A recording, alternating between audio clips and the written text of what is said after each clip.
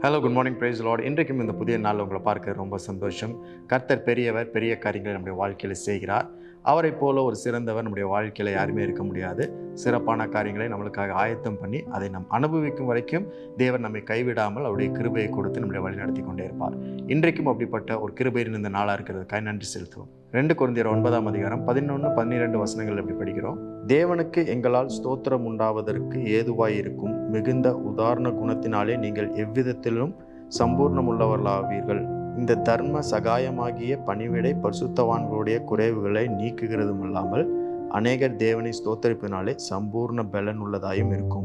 தேவன் பெருந்தன்மையில் பெரியவராக இருக்கிறார். தொற்றும் தன்மையுடையது பெருந்தன்மை. பெருந்தன்மை அப்படின்னு சொல்லும்போது இந்த உதாரண குணத்தை சொல்லப்பட்டிருக்கு. தேவன் உதாரணத்துவமாய் கொடுக்கிறவர். பெருந்தன்மையில் எல்லாவற்றையும் நமக்கு கொடுத்து ஆசீர்வதிக்கிறவர் தான் நம்முடைய தேவன் Yesu Kristu. Whatever you and I have is from the Lord's. நம்மகிட்ட எதெல்லாம் இருக்குதோ அது எல்லாமே தேவனிடத்திலிருந்து நம்மளுக்கு கிடைத்தவைகள்.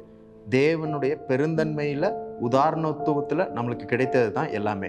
அது நம்முடைய சுகமாக இருக்கட்டும், வாழ்க்கையாக இருக்கட்டும், பொருட்களாக இருக்கட்டும், எதுவாக இருந்தாலுமே தேவன் பெருந்தன்மையாக உதாரணமாய் நம்மளுக்கு கொடுத்திருக்கிறார். ஆகவே நம்மளுக்கு இருக்கிறது. தேவனுடைய கிருபை அதிகமாய் நம்முடைய வாழ்க்கையில் இருக்கிறது. அந்த கிருபை நம்மை நிறைக்கிறது.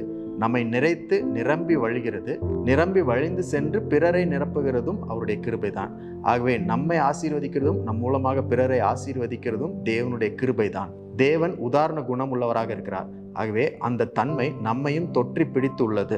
அப்படித்தான் நீங்களும் நானும் வாழ்ந்து கொண்டிருக்கிறோம், வாழ வேண்டும். இந்த உதாரணத்துவம், உதாரண குணம், இந்த பெருந்தன்மை என்ற குணம் 2 காரியங்களை செய்கிறது. ஒன்று, மக்களுடைய தேவைகளை சந்திக்கிறது. 2வது, அந்த ஜனங்கள் தேவனை உயர்த்துகிறார்கள், துதிக்கிறார்கள், நன்றி செலுத்துகிறார்கள். அதனால நாம் உதாரணத்துவமாக பெருந்தன்மையாக இருக்க வேண்டும். நம்மை ஆசீர்வதிக்கிற அதே கிருபை நம் மூலமாக பிறரை ஆசீர்வதிக்க வேண்டும், பிறருடைய தேவைகளை சந்திக்க வேண்டும் என்ற எண்ணம் நம்மளுக்குள்ளே ஏற்படணும். அதன் மூலமாக அவர்கள் தேவனை துதிக்கிறார்கள் என்பதை நாம் மறந்துவிடக்கூடாது. ஆகவே இன்றைக்கு நாம் உணர வேண்டிய காரியம், நம்மளுக்கு ஆண்டவர் கிருபையை கொடுத்திருக்கிறார். கிருபையினால நம்முடைய வாழ்க்கையை நிரப்பி இருக்கிறார்.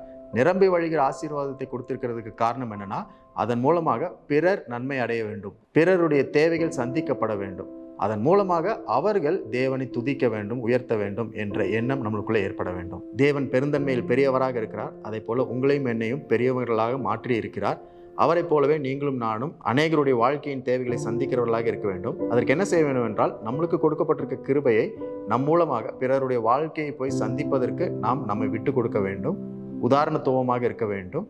எல்லாவற்றையும் தேவன் கொடுத்திருக்கிறார். ஆகவே நாம் பிறருக்கு எல்லாவற்றையும் கொடுத்து உதவ வேண்டும் அப்படின்ற எண்ணத்தில் நிறைந்திருக்கும் பொழுது இயேசுவை போல வாழ்வதற்கான கிருபையும் வாய்ப்பையும் தேவன் நம்மளுக்கு தந்திருக்கிறார்.